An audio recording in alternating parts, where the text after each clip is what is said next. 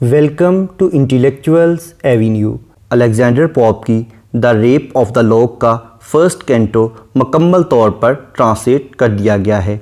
इस first canto को 3 different lectures की शक्ल में अपलोड किया गया है।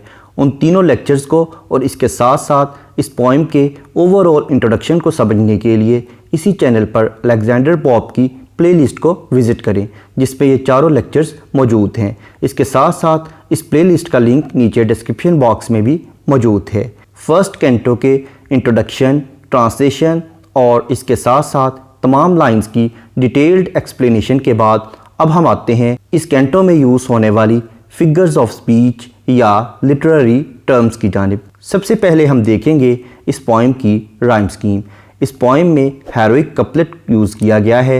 हेरोइक कपलेट का मतलब है कि तमाम लाइंस आपस में राइम्ड हैं, यानी दो दो की शक्ल में तमाम लाइंस आपस में राइम्ड हैं। यानी इसकी राइम स्कीम होगी A B B C C D D. इस तरह से इस पोइम की तमाम लाइंस आपस में दो दो की शक्ल में राइम्ड हैं। जैसा कि फर्स्ट कैंटो की फर्स्ट लाइन का लास्ट वर्ड है स्प्रिंग्स और सेकंड लाइन का लास्ट वर्ड है थिंग्स।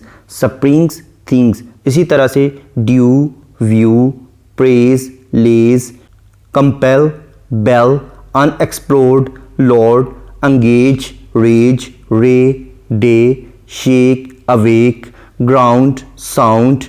इसी तरह से तमाम लाइंस आपस में हेरोइक कपलेट की तर्ज पर आपस में राइम्ड हैं। नेक्स्ट है एनाफोरा। एनाफोरा का मतलब है बिगनिंग ऑफ 2 और more than 2 lines with the same word, यानी 2 या 2 से ज़्यादा लाइनों का एक ही लफ्ज़ से शुरू होना। जैसा कि इस पोइम की फर्स्ट 2 लाइन्स व्हाट से स्टार्ट हो रही हैं। नेक्स्ट है फोरशैडोइंग। इस पोइम की फर्स्ट 2 लाइन्स में बयान किया गया है what dire offence from amorous causes springs what mighty contests rise from trivial things. यानी इसका मतलब है कि एक छोटे से गुनाह की वजह से बहुत बड़ी तबाही या बहुत बड़ी आजमाइश ने जन्म लिया। अब अगर हम डायर ऑफेंस को देखें, जिसका जिक्र आगे पूरी पोइम में आएगा, उस डायर ऑफेंस से मुराद है कि जब ब्लिंडा के बाल काट दिए गए थे। नेक्स्ट है कायूरा। कायूरा का मतलब है कि अगर पोइट पॉज या ब्रेक लेने के लिए किसी लाइन में पंक्चुएशन मार्क यूज़ करे तो उसे कायूरा कहते हैं। जैसा कि लाइन नंबर 3 में आई सीन के बाद हाइफन यूज़ की गई है। नेक्स्ट है एलुजन। एलुजन का मतलब है रेफरेंस या हवाला। जैसा कि लाइन नंबर 3 में कैरल और म्यूज़ का एलुजन यूज़ किया गया है। उसके बाद लाइन नंबर 20 में सिल्फ का एलुजन यूज़ किया गया है। नेक्स्ट है पैराडॉक्स। पैराडॉक्स का मतलब है तजाद। जैसा कि लाइन नंबर 5 में वो कहता है slight is the subject but not so the praise. यानी मेरी नज़्म का मौजू तो बहुत हल्का और बहुत ही मामूली है, लेकिन इतना भी मामूली नहीं कि आप इसकी तारीफ़ ना कर सकें। उसके बाद लाइन नंबर 11 और 12 में वो कहता है in task so bold can little man engage. ये काम इतने ज़्यादा बोल्ड थे कि एक छोटा सा आदमी इसमें मुलव्वस हो गया। And in soft bosoms dwells such mighty rage. और छोटे छोटे सीनों में बड़ी बड़ी बातों ने जन्म लिया।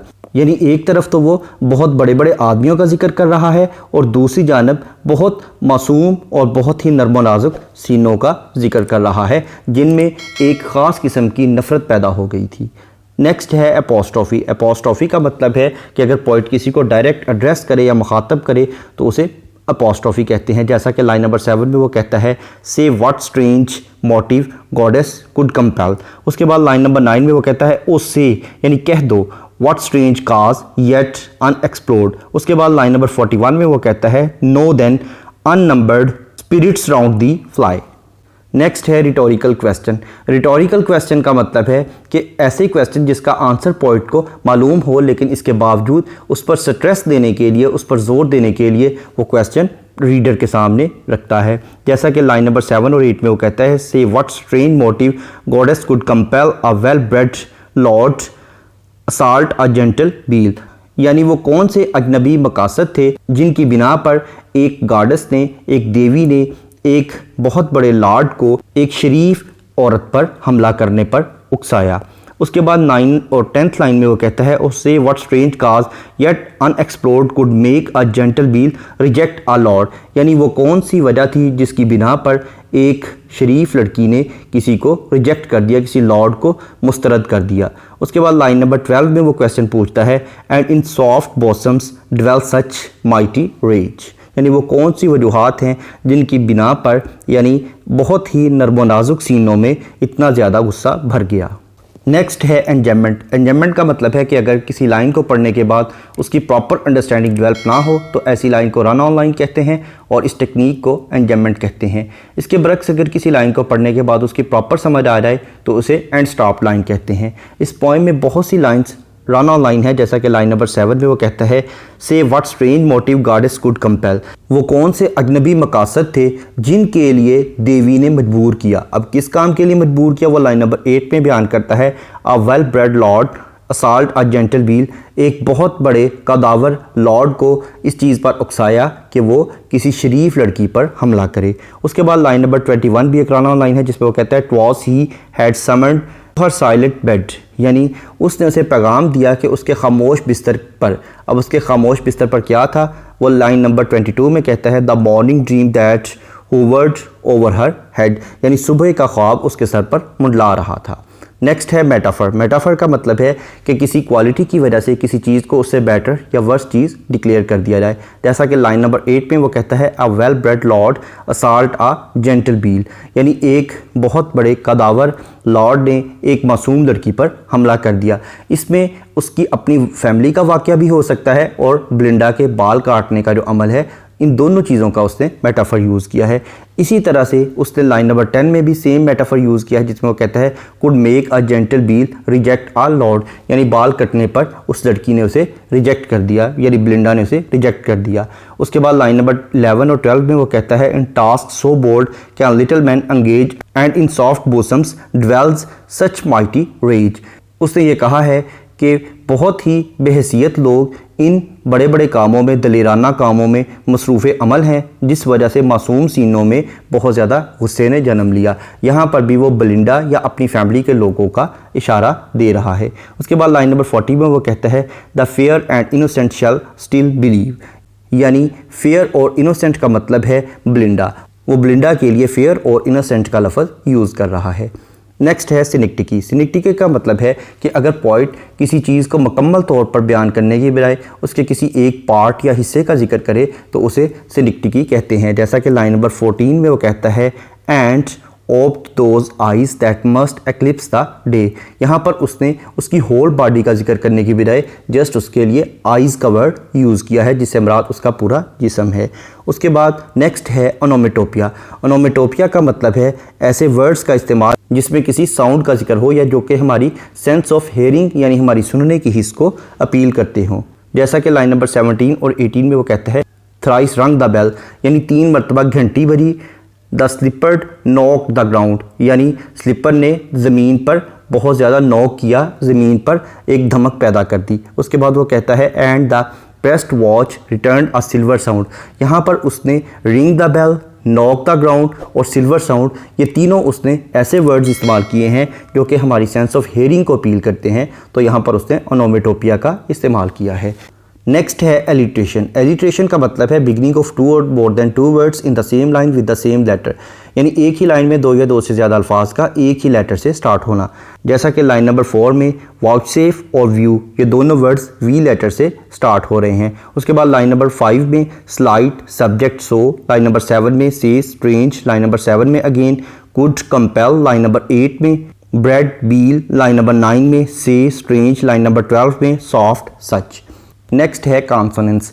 कॉन्सोनेंट्स का मतलब है use of same consonant letter in the different words of the same line, यानी एक ही लाइन के मुख्तलिफ अल्फाज में एक ही कॉन्सोनेंट लेटर का इस्तेमाल करना, जैसा कि लाइन नंबर 1 में काजीज़ और स्प्रिंग्स, इन दोनों वर्ड्स के एंड पर एस लेटर यूज़ हुआ है जो कि कॉन्सोनेंट है। उसके बाद लाइन नंबर 5 में slide subject but not, line number 8 में ब्रेड लॉर्ड, लाइन नंबर 9 में व्हाट येट, लाइन नंबर 10 में कुड लॉर्ड, लाइन नंबर 11 में इन कैन मैन। नेक्स्ट है एसोनेंस।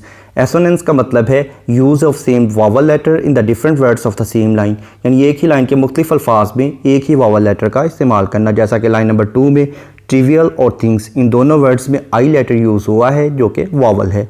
उसके बाद लाइन नंबर 3 में seeing this is, line number 6 में इफ़ इंस्पायर, लाइन नंबर 6 में again and approve, line number 7 में motive goddess compel, line number 8 में वेल ब्रेड, लाइन नंबर 11 में सो बोल्ड, लाइन नंबर 12 में सॉफ्ट बॉसम्स। नेक्स्ट है hyperbole. Hyperbole का मतलब है किसी चीज़ को अप्रिशिएट करने के लिए या उसकी तारीफ़ व तहसीन करने के लिए बहुत ज़्यादा मबालगा आराई या बहुत ज़्यादा एग्जैजरेशन से काम लेना।